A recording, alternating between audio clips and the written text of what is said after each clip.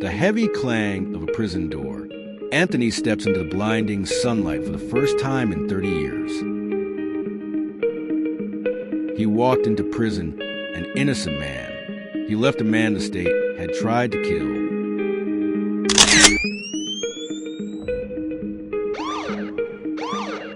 This is how a poor black man in Alabama was sentenced to die for a crime he did not commit, and how he survived long enough to walk free.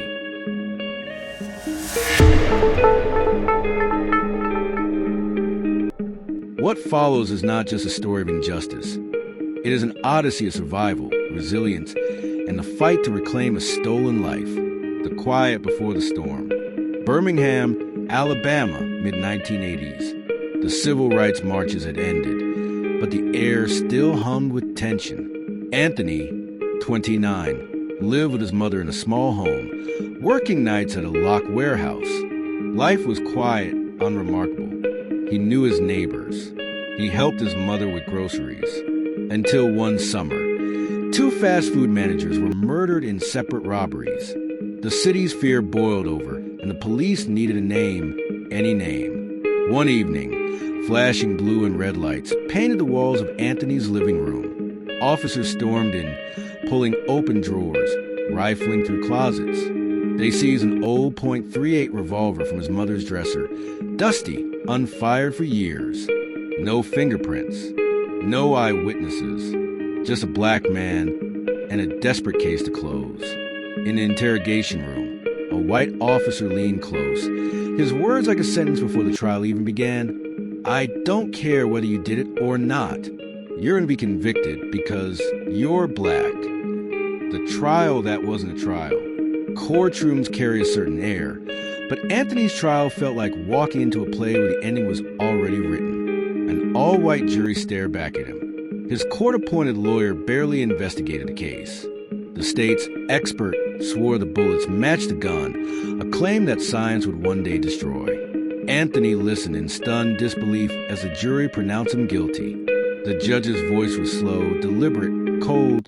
Death. The world of death row. Death row was another planet. A 5 by 7 foot cell, 23 hours a day. The smell of bleach and rust. The constant drone of fluorescent lights. Nights punctuated by the ritual of execution. The shuffling of guards, the hum of machinery, the muffled sobs of men facing the end, and the heavy silence that followed. Anthony measured time not in days, but in the number of men who walked past his cell and never returned. He befriended Henry Hayes, a Ku Klux Klan member condemned for killing a black teenager. Their conversations through steel bars revealed something unexpected. Shared humanity in a place designed to strip it away. Visits from his mother became lifelines, though each year she aged, her voice growing weaker, her eyes dimming. Each goodbye felt heavier. Anthony built an escape inside his own mind.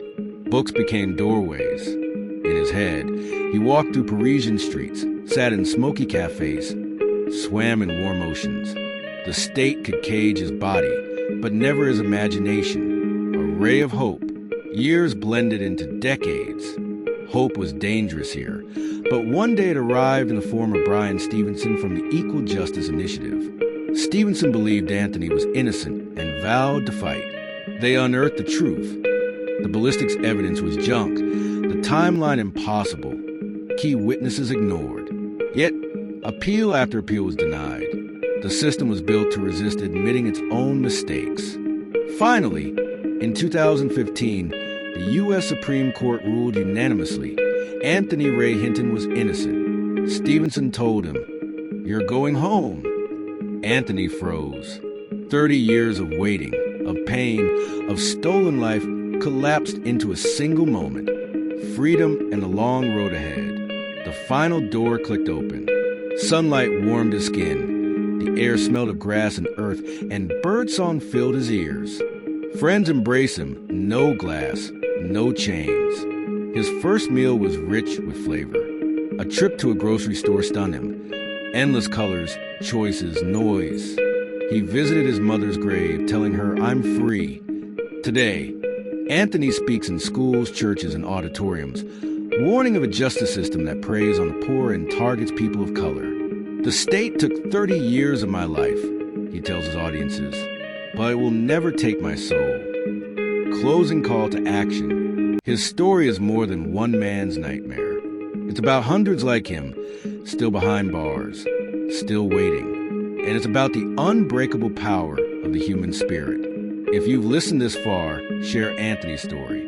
Speak it. Demand change. Because somewhere right now, another innocent man is waiting for his sun to rise.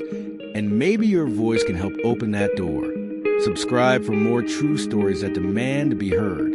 Every view, every share, every voice matters.